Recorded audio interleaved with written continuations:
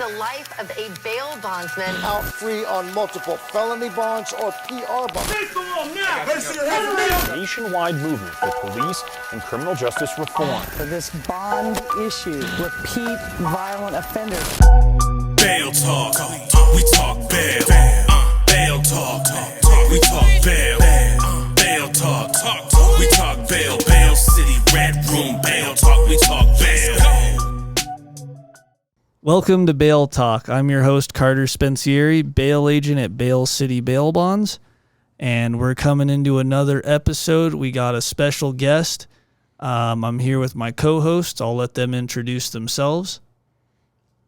Nicholas Joseph Sanchez, fugitive recovery agent for Bail City Bailbonds. Tom Remy, Remy Bailbonds. Also have Tom Remy and John Potter Academy of Bail. And I've been in the business since 1992. My phone number, 720-327-1229. Now, I get to introduce the special guest. Okay, this lady I've known for, well, she actually came through my class. Her name is Anya Pulai. I call her the Russian Rambo. What's your company name, Anya? Well, I worked for two with Good to Go Bail Bonds, and now I'm with 24-Hour Bail Bonds. Okay. Mm-hmm. So I do two companies. I help out both of them. Mm-hmm. How long you been in business? So it was, I think 14 years ago. Wow. So you've been around for a while. How did you, well, I guess let's start.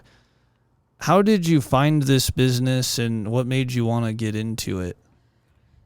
So probably I want to say when I was 22, I got my degree in criminal justice. And so I was looking into different jobs to see what should I do with that. So then I watched this show, and it used to be called, I think, Bounty Hunter Girls of Miami or something like that. Oh, I've seen that show. Remember that? So when I saw that show, I was like, oh my gosh, I totally want to do that. It totally matches my personality. So I started talking to friends, and one friend is like, hey, you should definitely give one of my friends a call. He's my bondsman. That's how I came with Scott. So I bugged Scott for about a year to give me a chance and to hire me. So I would call him and say, hey, can you, please hire me? And he's like, I get a lot of those phone calls, but no, thank you.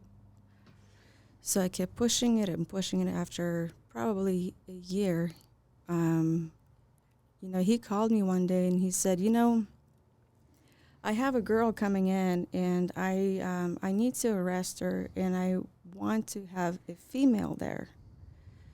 So I drove out there, we met up, and he is talking to her, and he says, I need to arrest you. She takes off. So I am watching this girl taking and just running down the street, and I look at Scott, and he looks at me, and he goes, well, go get her. He's like, you want the job? Now, I am brand new. I don't have my cuffs on me. I have no taser, nothing. I had a hat on. I take off the hat, and I pursue. So we're running through Denver neighborhood. I am running so hard, and she's ahead of me. Finally, we reach to the point where she has nowhere to go, and I'm like, what am I going to do? What am I going to do? There's nothing I can do. I can't subdue the girl. Mm-hmm. I don't have my cuffs. I obviously cannot put my hands on her to hurt her. What am I going to do? So we are wrestling, and I'm holding her down. I'm like, just give up, just give up. So neighbors come out, and they're all taking pictures, and they're like, get off of her, because they think I'm the perpetrator, that I am the bad guy. So finally, I get on top of her, and I'm holding her. I'm like, you got a warrant for your arrest. Actually, multiple warrants for your arrest. And so I'm holding her down, and I see Scott pulling up, right? And he pulls up, and he walks with handcuffs. He cuffs her up, and he says, "You're hired." That's a great story. So yeah, totally. I never, I didn't have to fill out an application. I didn't have to do any of that. I literally have to, pursue the girl and make it happen. Like a tryout. Yeah. And that's how I got the job. Wow. But it was this guy, Tom, is the person that I took my class with, and he did a good job. And this was a few months, maybe a few weeks after your wife passed away. Oh.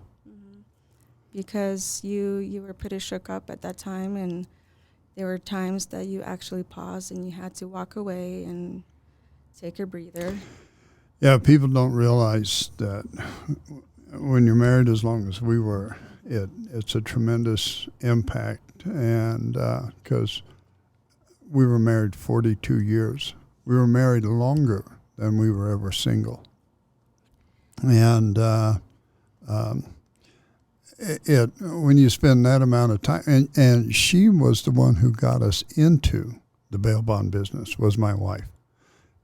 She was a big part of that. Oh, yeah. And I have a question for Anya, because it's my belief that women make better bail agents. Do you agree?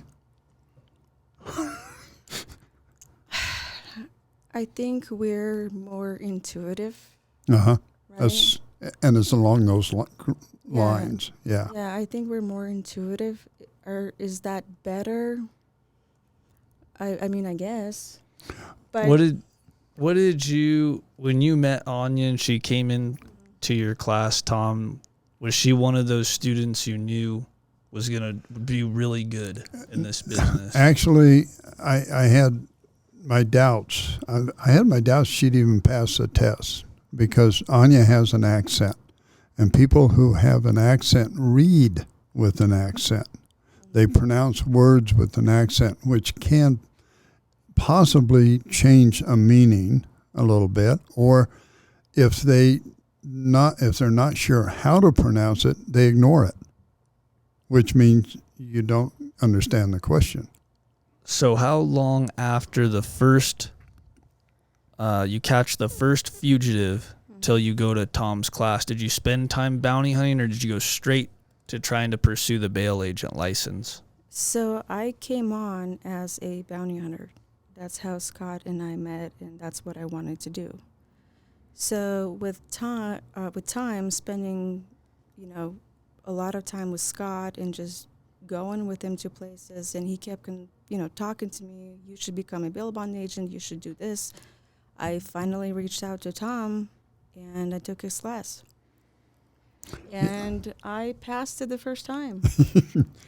She's no dummy, Yeah, I have a lot of respect for her. We did a recovery together, and I'll let you tell the story, because your memory's a hell of a lot better than mine. I've got half-timers. Just I don't know how long ago it was. it was. I remember we were in Aurora. We were, and you called me because you needed assistance, and I was in the area. Yeah, and we were after a girl in a hotel, and we got the room number and everything, and we went up there, and as we're walking down the hallway, she comes out and goes over to the ice machine, which was kind of catty corner from her room. And so I walked on by and then turned around, and Anya came up, and I think you told her she was under arrest.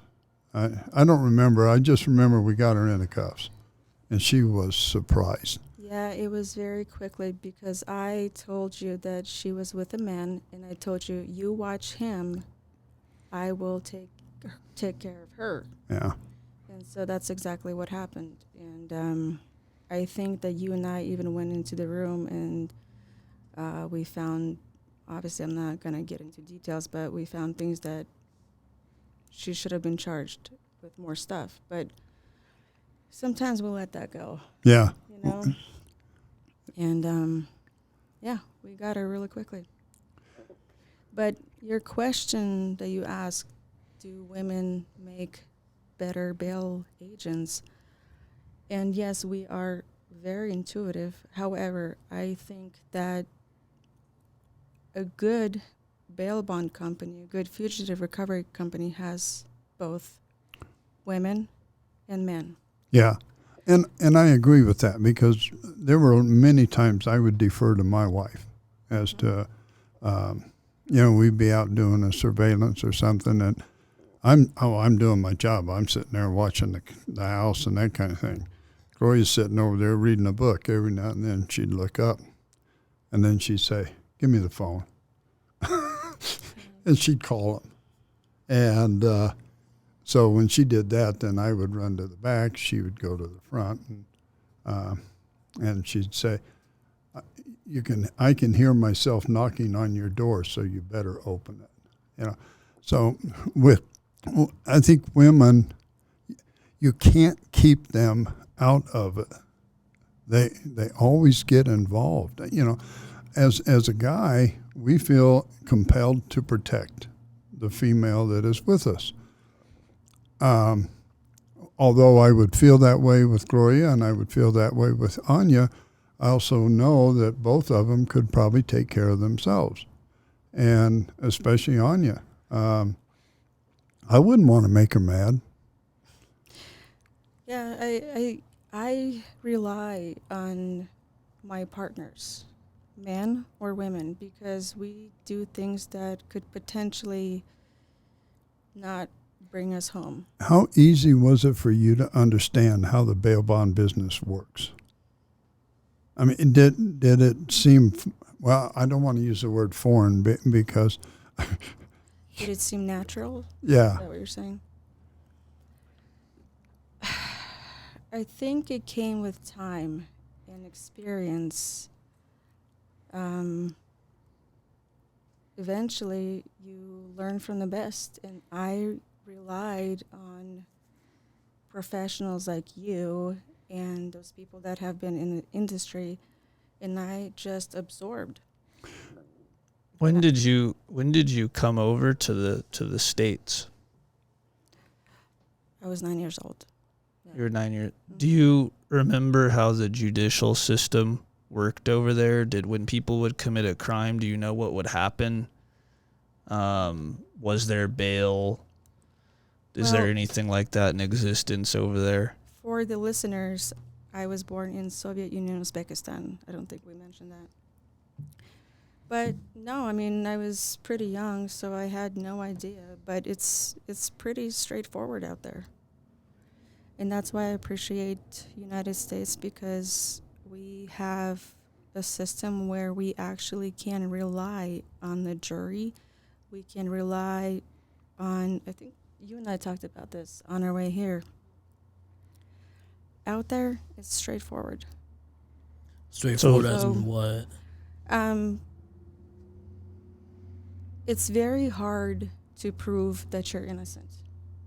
Once they find you guilty, you're screwed. Or even believe you're guilty. Right. Wow. So out there, it's not really that. It's who you know, right? Okay. It's who you know. Yeah, you and I read a book, and I can't remember the name of it. Maybe you do. But I was really impressed with the way they don't do things. I mean, if like she says, here we have to be proven guilty. Over there, you have to prove innocent. So you read the process in the book, Tom, of how it worked? Yeah. So there's no bail, I'm assuming? No, there is, and they call it like home arrest, something like that. But no, there is no bail industry. So you have more of a chance of getting out of jail. You have more. You live in the greatest country in the world, the United States, and there's opportunities where other parts of the world, if you get in trouble, you could be facing very harsh consequences. And those consequences start from the minute they put you behind the bars. And you can stay in there. Is there a trial? Do you know that part in the book if there's trial there? There is. There's trial, okay. There's trial, but again, it's who you know. Okay. Okay, so my cousin actually spent 6 years in prison, in Russian prison, and it was hell for him. Oh my gosh. Yeah, What did he go through? Do you know? he doesn't talk about it. Is he still back home, or is Oh he? no, he's home now. Well, no, like, is he still? Did he ever come over to the States, or is he? No, he's not allowed to leave. Okay. There's no way. He's out there, and the things that he had to go through, and he would disappear, and we would not hear anything about him, and he finally came home, and he served 6 years for, I believe it was theft or something like that. Really? Yeah, it was nothing big, but he ended up spending a lot of time out there. So they're very tough on crime. Yeah, they Oh take yeah, Maybe They're- too harsh on crime. they are absolutely. I mean, look what's going on with the NBA player we have right now. With for marijuana. yeah, Yeah, she had a Brittany? little bit of hashish oil. Yeah. And I saw something like that. I didn't get to read the article. I believe it was a basketball player. Yeah. Oh, basketball. Sorry. Yeah. Do you know the story on that? Like, they're holding her there until the U.S. can get her back, or what are they trying to? Well, obviously, what she did is incorrect. She should know better, right? However, she's been there for 3 months, and she's looking into 10 years, and I don't agree with that. So I think that she is being used as a pawn. For marijuana. Yeah, I think. Wow. I think No, at this. hashish oil. There's a difference between marijuana and hashish oil, I think. Okay, I don't know exactly what it is, but I think hashish oil might be a little bit more potent. Doesn't than- matter. Both are illegal. So. Right. But she had been in Russia before. Numerous times because she played for the Russian team. Yeah. So Wow. she knew. And what's being shown on the news now is they believe that there's going to be an exchange, prisoner exchange. Right. Wow. That we've got one of theirs, they've got one of ours. They'll trade them because they just did that with. Was he a hockey player? I have no. They just did that with an American guy. They did a prisoner exchange. So that's quite common, I guess, in. So the bail system in America, that's a breeze. That's pretty easy. Yeah. We're not, as long as we're not too harsh with bail amounts, and but I think that you see a lot more, the PR bonds. You see people that in other countries could end up with some crazy consequences. They're walking free, like charges like second-degree assault, sexual assault, auto theft. I mean, some countries handle theft where you lose a finger or you lose a hand. Right. And we want to continue, I feel like, to make it easier for the criminals to get in and out of jail. What do you think about that? Yeah, I don't think that Americans appreciate or acknowledge the importance of bail, right? And what bail provides, now I know bail is not perfect. Sure. But bail provides balance, right? Right. Because we have victims who want something to happen. Yep. But at the same time, we recognize that the person is also innocent until proven guilty. And bail is the balance between the two. Right. And people who complain about bail, those are the people who have never traveled outside of the United States. In all likelihood. And they don't understand, how other countries operate. We have a pass here. It's not perfect, and we're working on it, but it's a beautiful thing. I think in order to appreciate this country, you have to leave it and go somewhere else and see what's going on. See the you may not see the crime, but you see the the poorness, I guess, of other countries, and you don't see a whole lot of that here. And it's not because it's not here, but at least people have a choice here, and they have a chance here. Some countries lose control. I mean, look at Nick has been through parts of South America, Mexico, where there is no control. The cartel runs places. And Nick has been in a situation where he's been stopped by the cartel. Twice, yep. And during my travels through Belize, they have their own criminal justice program. However, it's a very small country, and most of the people there are indigenous or live in a village. And they have one small prison there to house everyone that gets in trouble. One small prison. That houses the worst of the worst and the people with a dog at large ticket. Yeah. And even with my family has an orphanage there, and even some of the workers, you don't vet them. Or you really can't. You just have to take their word that they're a good worker. And around there's a bunch of kids that run around.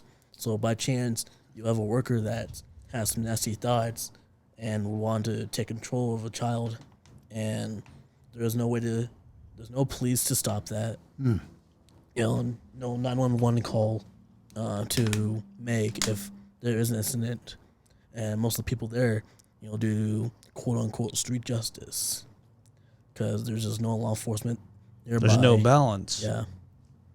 Even through Mexico, when I was going through there in 2008, we got stopped by the drug cartel twice. Like, where are the police at to take control of this?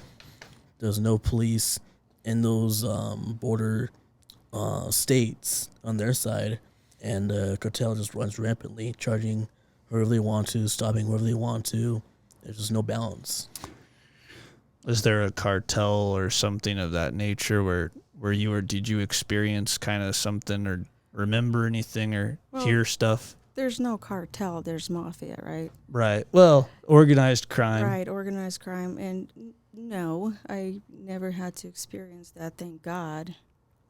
But Tom and I have talked about this numerous times, and what people don't understand is that as a bail bond agent, every time I post a bond, every time I put my signature on the bond, I promise to the state of Colorado, to the people of Colorado, that I will do everything I can to make sure this person appears in court. Yep. I am not just taking the money. I follow up with the leads. I make sure this person will go to court. And I also go bounty hunting, and I jeopardize my life every time. There are stories that I will never tell my mom because she will never sleep. But I do it because I made the promise. And so I don't think people understand that. And each and single one of us as bail agents, that's exactly what we do. And obviously, you know that because you've been doing this for a very long time, Tom. Yeah. Well, it's just the other part of the job. We help people. We get them out of jail. And then when people miss court, we have the obligation of bringing them back in. Even if they, sometimes these people flee to other states. They hide at 20 different addresses. Some are easy. Some are very hard to locate. Yeah, and again, it's about balance, right? Because we fully acknowledge that when somebody misses court, there could be a very good reason why they miss court. And sometimes we don't even get paid to chase them. Right. The very first thing I do is call and say, hey, what's going on? Why did you miss court? Was there a good reason? Did your car break down? What can I do? How can I help you? Let's get this taken care of. And that's the majority of cases. There are other cases when I fully understand that they are fleeing. And I was telling, was it you? I found a guy in Russia. Really? Yeah. He took off from here. Wow. What was? And I found him out there. Actually, my mom found him. Did you pay her? No. No, actually, she found him through a network of people that she knew. But those are the lengths that we go through. And I know that oftentimes that I personally do not sleep. And I'm a single mom, and there are times when I wake up in the middle of the night and I know I need to find this guy. So it's not an easy job. It's not just Time consuming for sure. It's very time consuming. It's a very stressful job. And there was a one time when I went to court, and I was with my business partner at that time, and we stood up in front of the judge. We were arguing our case, and attorney stands up, and he's like, "Judge, why are you listening? She's just a bondsman." Oh, wow. Yeah, just a bondsman. And it's, that's everything. I'm not just a bondsman. I go home and I contemplate on these cases. I go home and we don't have 9-to-5 jobs. We don't go home and turn off our phones. Those phones are ringing. And what happens in the middle of the night when we have a skip and we know where he's at? We go. Right. And when people need us, we're there. Yeah. Yeah. And I've said it many times. When I got into the business, well, when my wife got us in the business, I never seen a job description for a bail agent. And I came up with a one-sentence job description, helping good people through a bad situation. And that's what we do. And the trick is picking the good ones and then helping them make sure they're in court.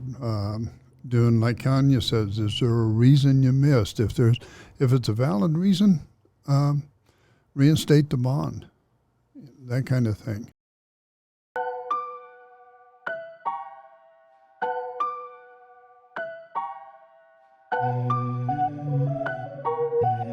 Bail City Bailbonds, Colorado's premier bail bonds agency.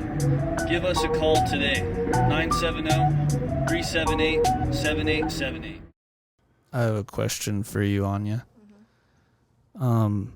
Compared to when you started and you got into this business and where we're at now, and even during COVID, how relaxed have they been on criminals? And what is the difference between when you started from what the courts did to now in Colorado? Well, okay, so I have a master's degree in criminology, right?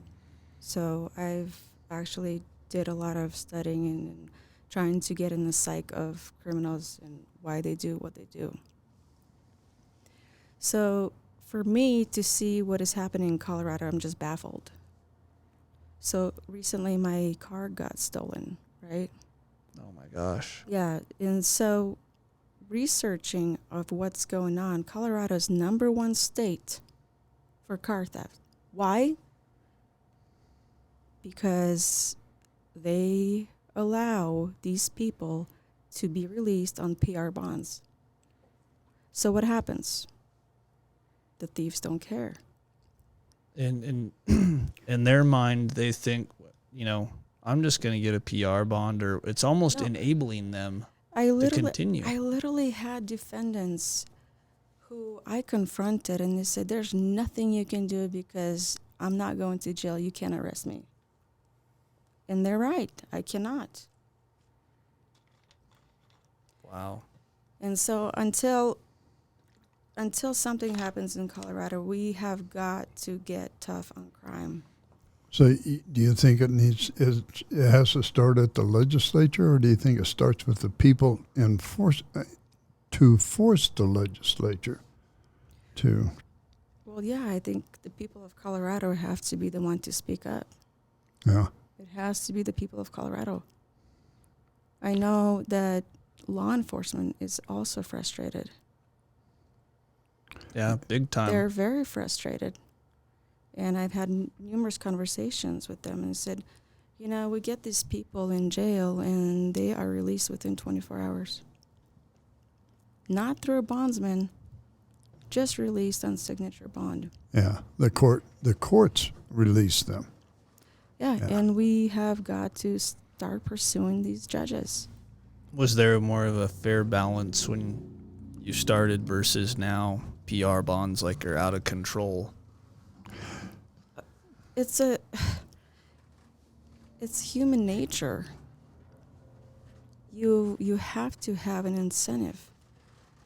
And that's where we come in as bondsmen. If there's no incentive for you to go to court, why would you?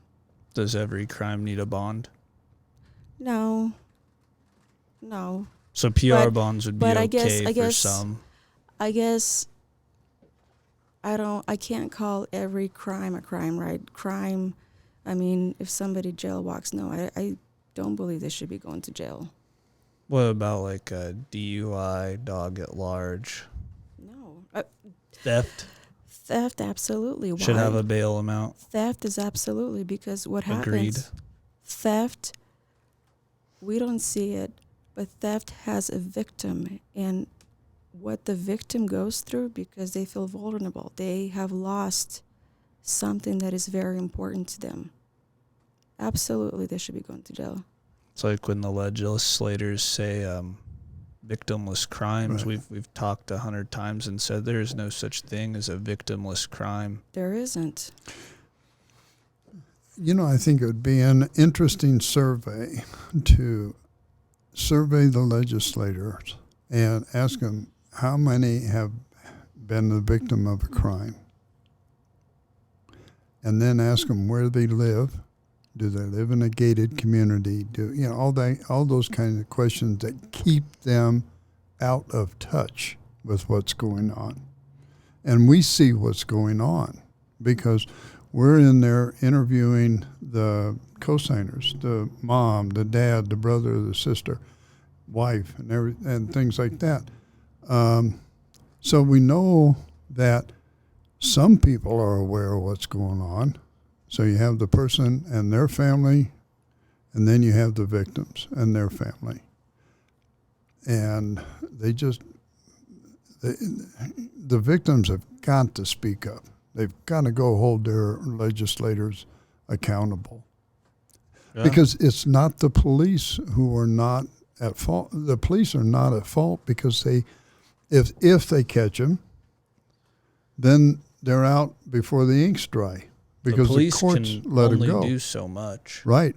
And what areas do you do bonds in, Anya? I mean, Denver Metro. I've been everywhere. So. Did you think a lot of people watching might not know this, but in Denver, during the COVID pandemic and maybe a little before that, they had started setting $1 bonds. Yeah.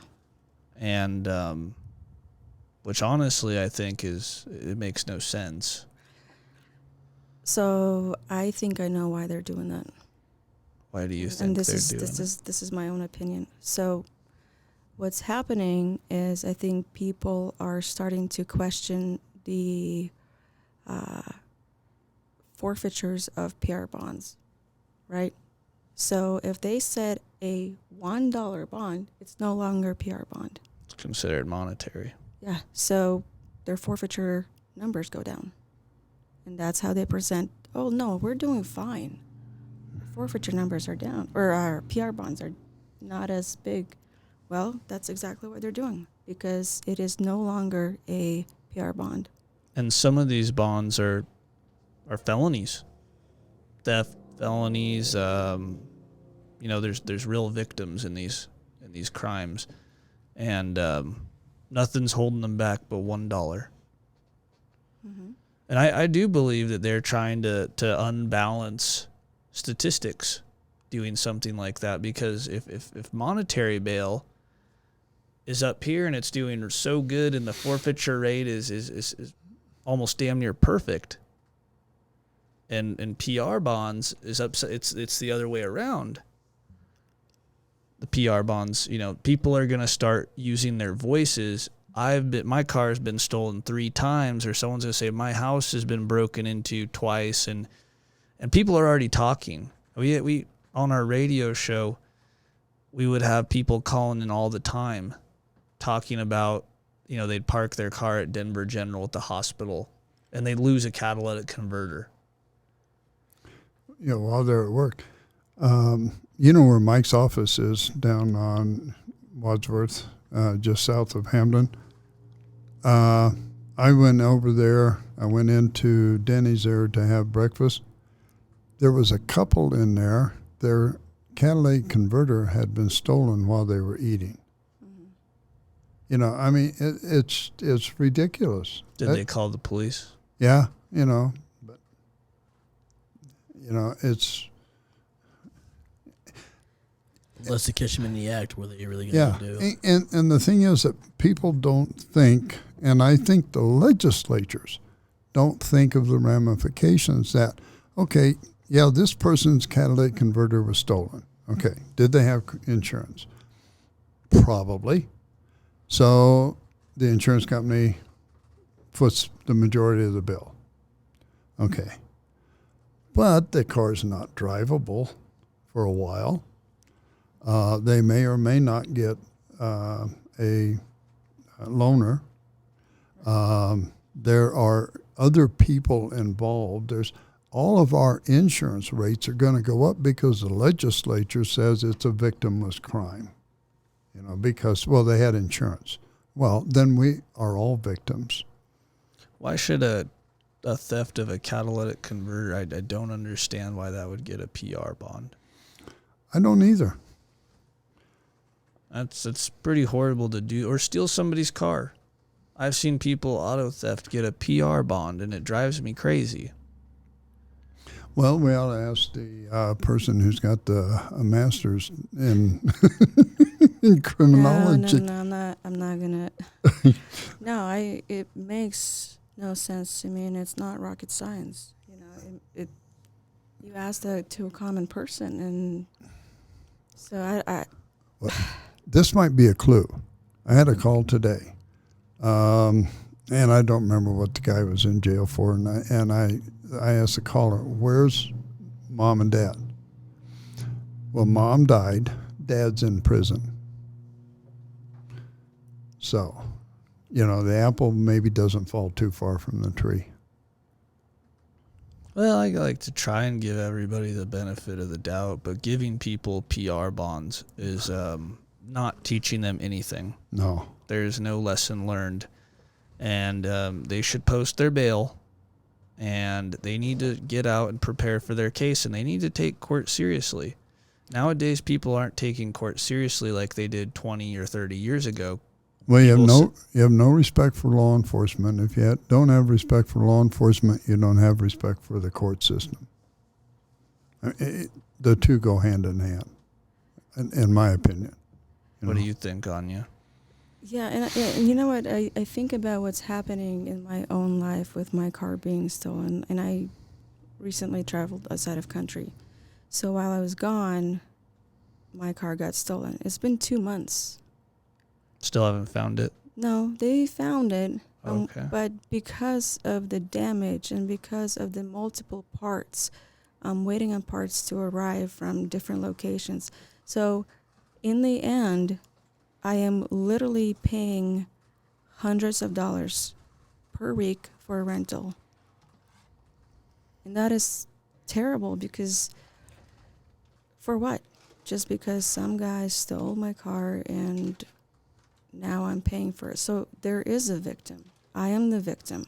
It's costing you a lot of money. It's costing me a lot of money. And this is me. I mean, I can only imagine the people that never find their cars. And can you imagine if a family has one car?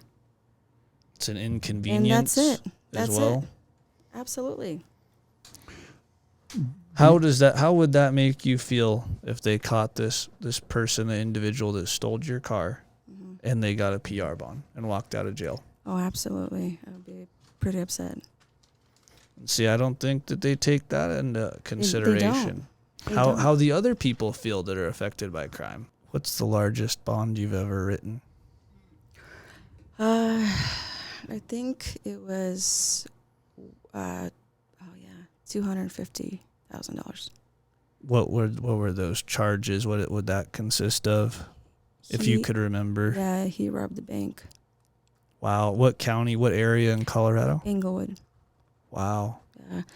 And I think one thing that I don't think people understand that, and you guys talked about this a little bit, we're not their psychologists or we're not their therapists, but we do get those phone calls. Sure. Where people are in desperate need. And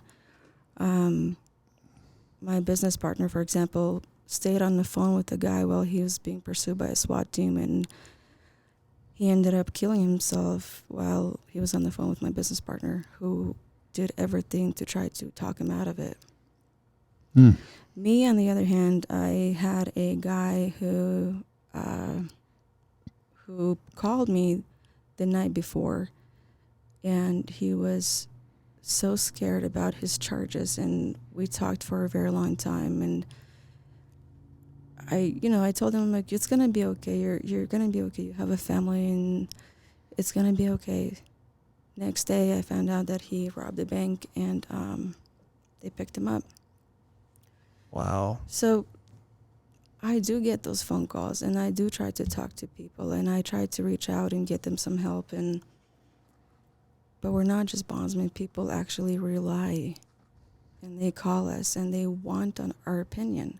And I think they do that more than their attorneys. Could I ask you one more question? Mm-hmm. We kind of started asking this question a couple episodes ago. Total career liability, if you had to guess. How much bail? In 14 years? Yeah. If you had to guess. Millions. Nick, final thoughts? Just that we thank you for coming on the show, and hopefully there'll be many more of these great conversations. Thank you. Yeah, thanks, guys. All right, thanks for tuning in to Bail Talk. We'll see y'all next week.